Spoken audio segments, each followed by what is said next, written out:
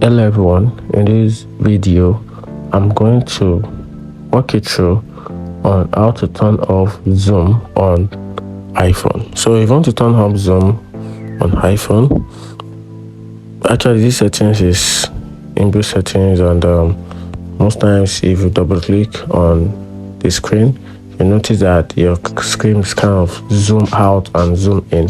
So if you want to turn off these zoom features on your iPhone, here then you can get it done.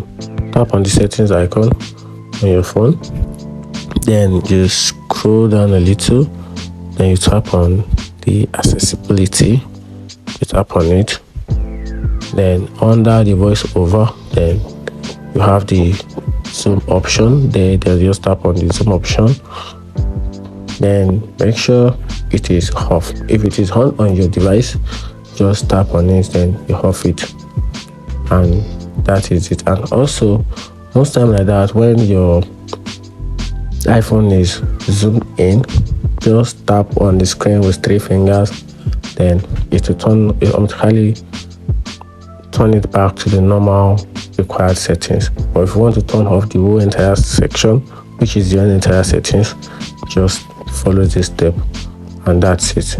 If you find this helpful, like and follow for more. Thank you.